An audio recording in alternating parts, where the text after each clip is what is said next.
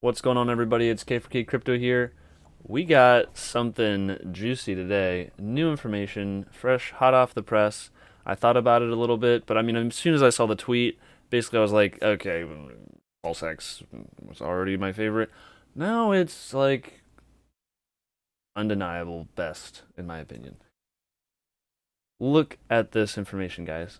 I'm going to break it down for you. Don't forget to like and comment, subscribe. That helps the channel, helps it grow, helps people find out about this in the future after you've already gotten in early. You know, you want more people to find out about this, right? So when people see this video in a year and all excited about PulseX, that helps the price go up. So helps yourself out to help this channel out, in my opinion.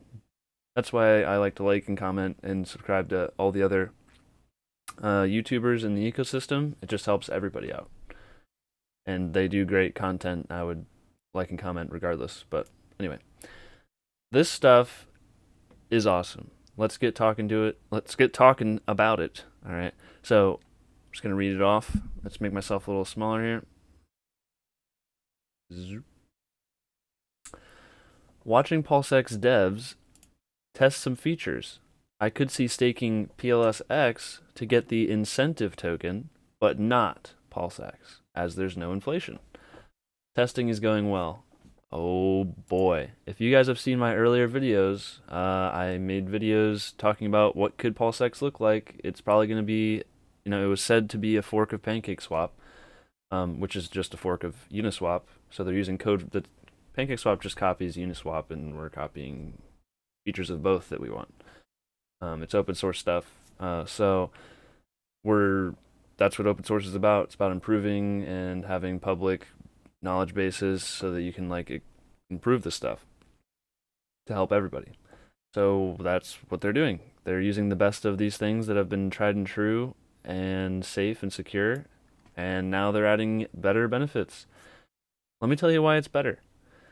Normally, so what this is showing is basically it's just like pancake syrup pools where you would their coin is cake token.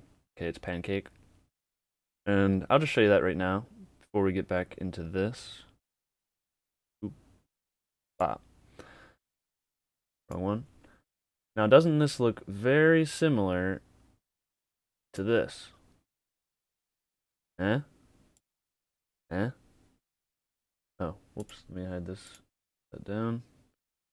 Now, doesn't that look very similar to what we have here? Even the words are the same. It's like just stake cake to earn high APR, low risk. Just stake some tokens to earn high APR, low risk. And the auto PulseX bounty, PulseX bounty. I don't know if you guys can see my thing, but auto cake bounty. So it's very, very similar layout. They may have their own branding scheme, and this is just like the shell they're using for right now, just because it works for functionally wise for testing. So we may see some cool branding because like they have that awesome PulseX brand logo and the red and green. I doubt they're gonna have this like purple turquoise with red and green. That would look horrible. So they're probably gonna reskin it. So don't be like worried like, oh, it looks just like PancakeSwap. Aren't people gonna be confused? I don't think that's gonna be an issue. I think that's just it's the early testing of like they're doing all the back end stuff, and if that works, then like a reskin is like you can pay anyone to do that. But I think they're just working on the functionality with like an interface that's already working. So I think that's why it looks so similar, and it's what they're getting the code from mostly. So let's go back to PulseX pools. Just stake some tokens, earn high APR, and it's low risk. You know why it's low risk? Because you only have to stake PulseX. That means no impermanent loss. And people who don't know what that is, it's whenever you're in a pool using two different tokens and you go in at a ratio between those two tokens. And basically, whether the price of one of those tokens goes up a lot or one goes down a lot, your position is constantly trying to keep that ratio basically of dollar value, but it's also kind of just between the units of the tokens. but it's basically, it is affected by the dollar value of all the other coins, because then people will come in and trade to change the ratio of your stuff. So it's not technically determined by dollar ratio, but it has an effect on it.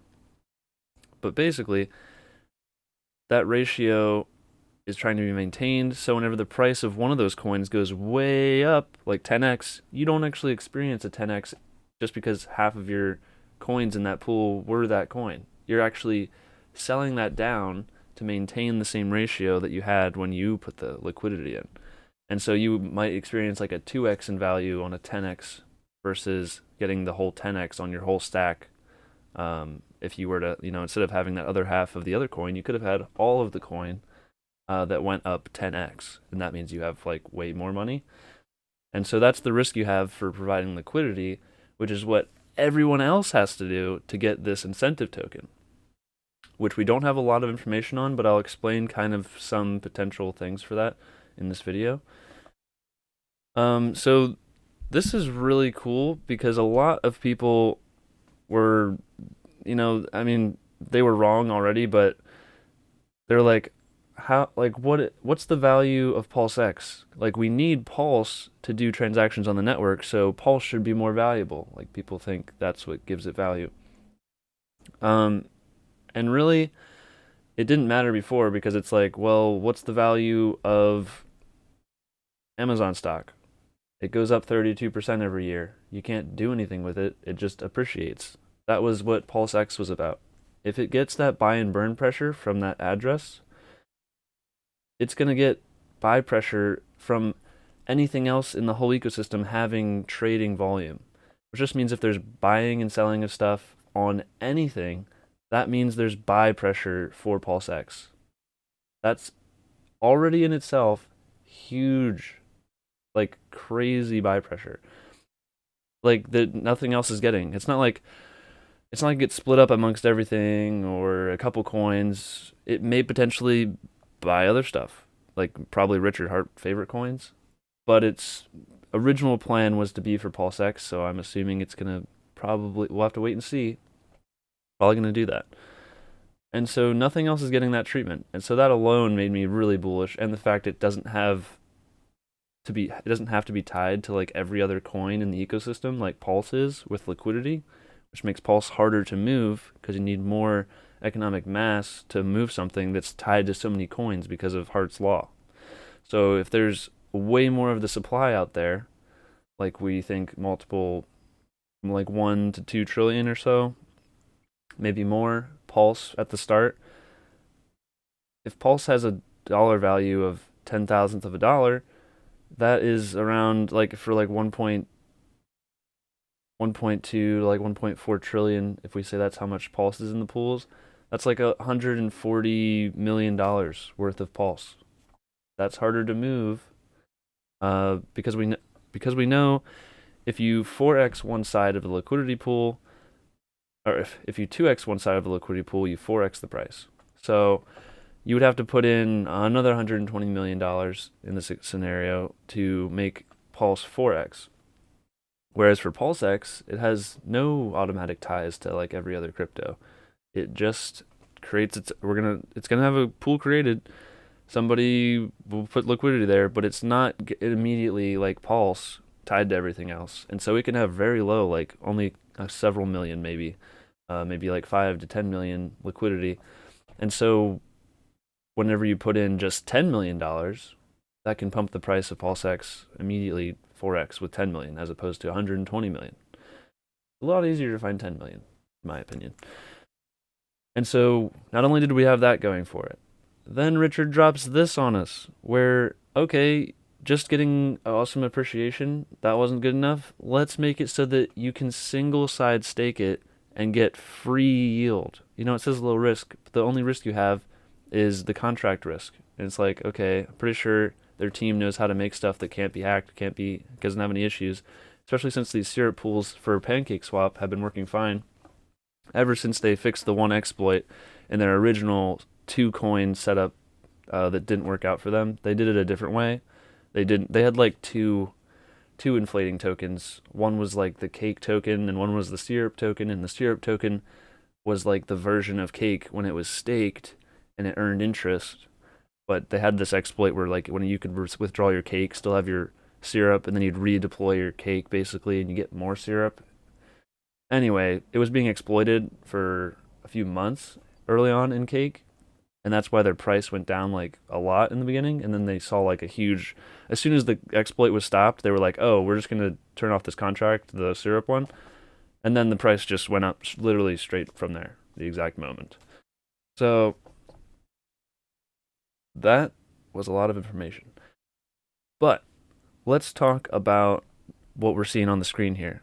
So one thing, some of the things I thought of basically was, you see how it says auto PulseX, automatic restaking, and manual PulseX, earn PulseX, stake PulseX. Well, Richard literally said in the tweet, he's like, I could see staking PulseX to get incentive token, but not PulseX.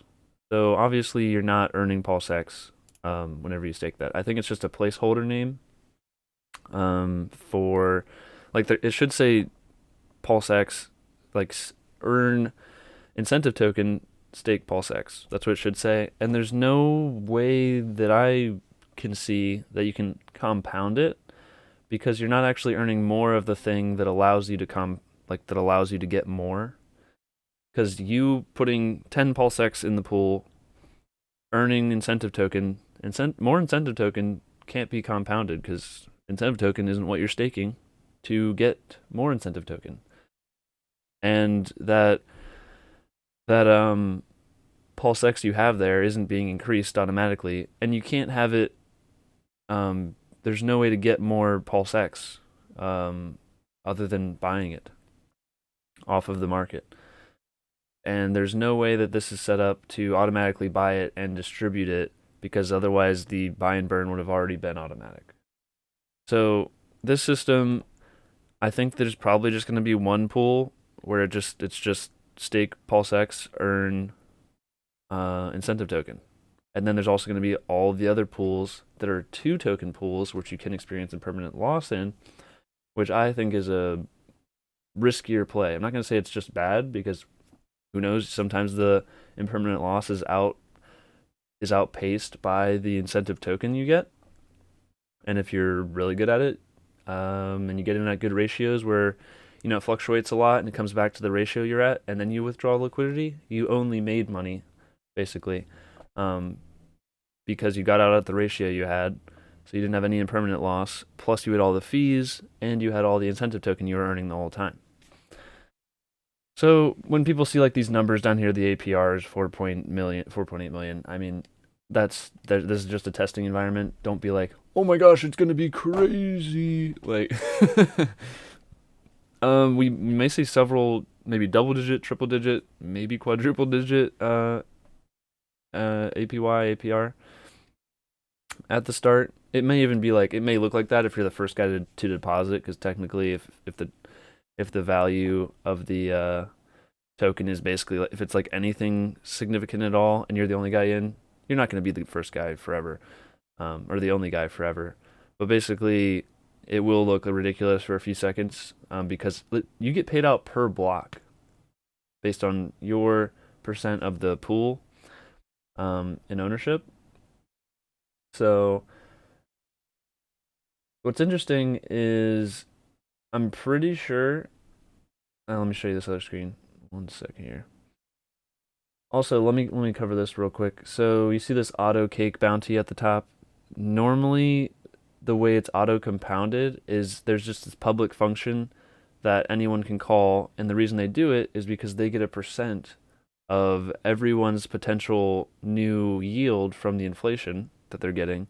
They get a percent by activating that and updating everyone's pools and their bags, basically. So that's how they keep it automatic, because nothing in blockchain is actually automatic. You have to have someone come in and update stuff. So that's how you do it, is you incentivize it. You're like, okay, well, if you pay this gas fee, it costs gas to do the claim fee, and it does it for everybody. And so you let that guy, or anybody can do it. But usually if you look at one second here.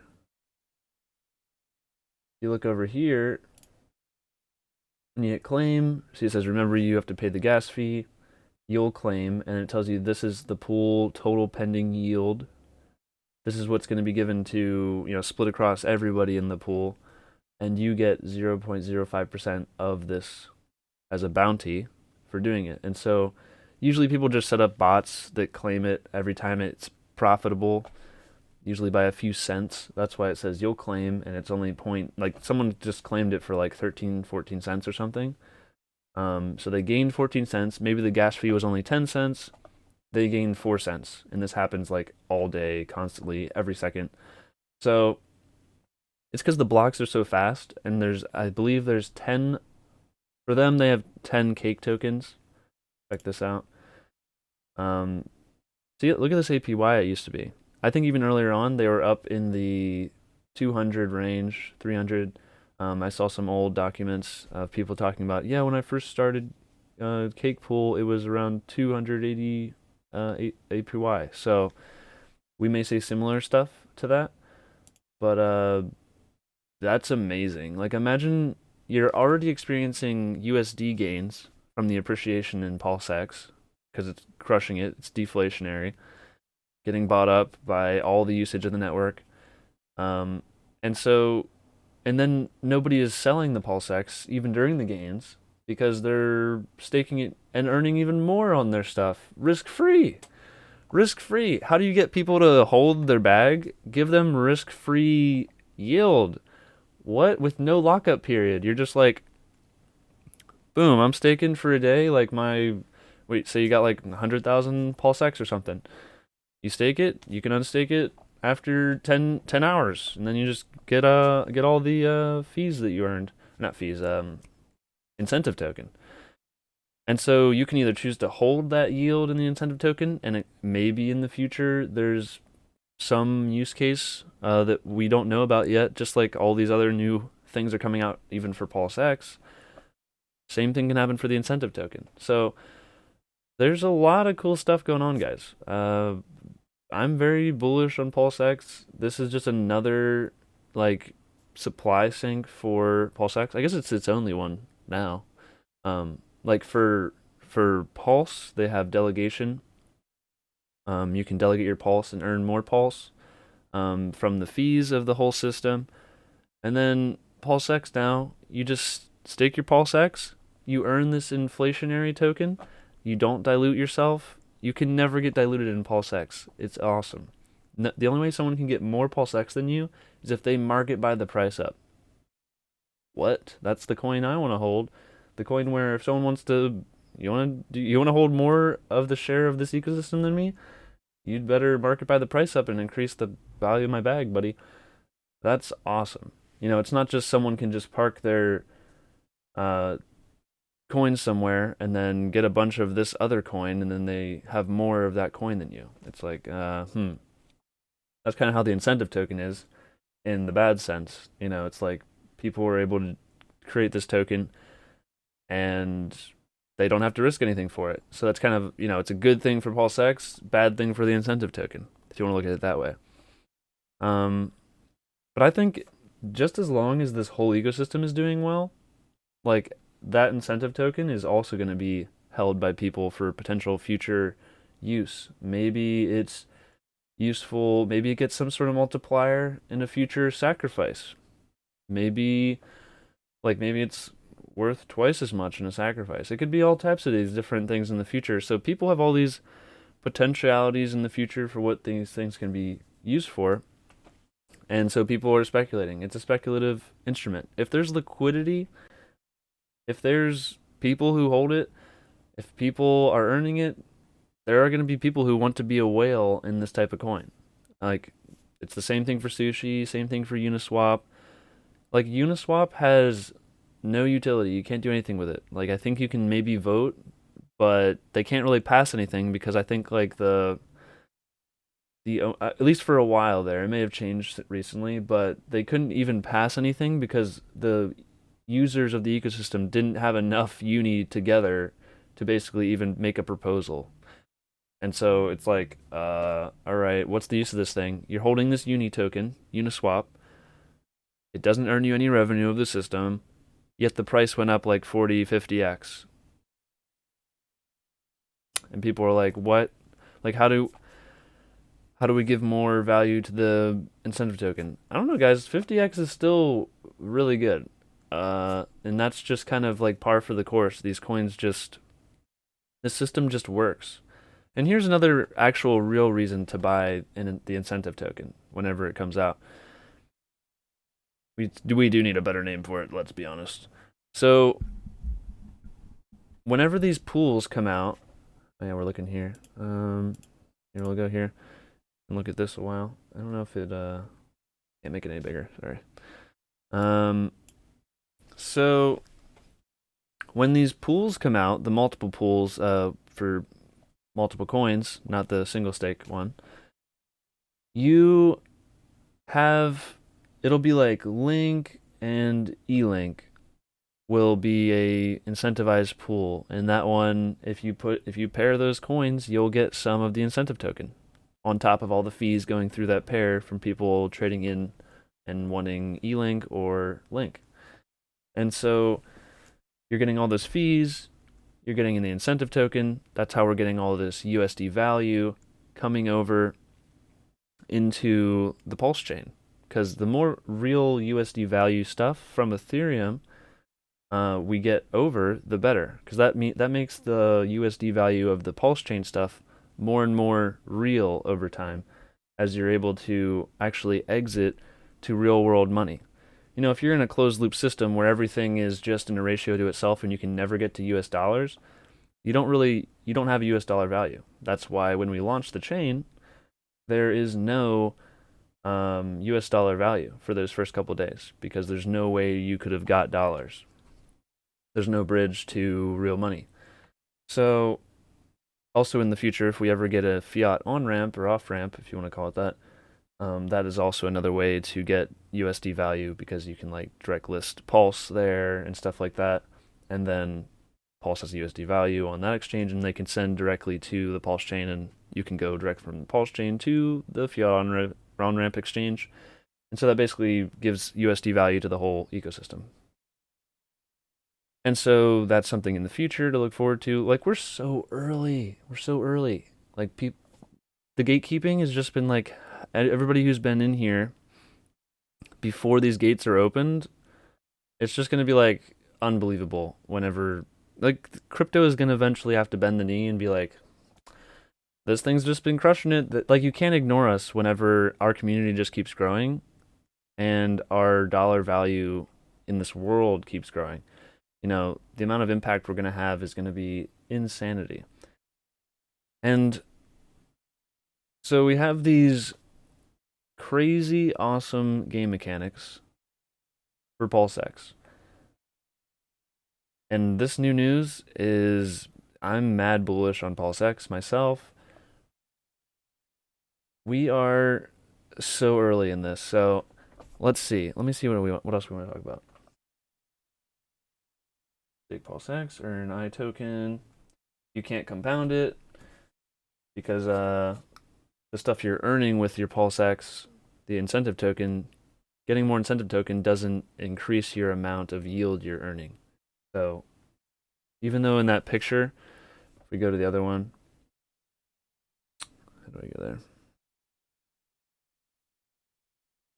Even though it says automatic restaking, it's like, it doesn't make sense, because what are you didn't earn any more PulseX to restake.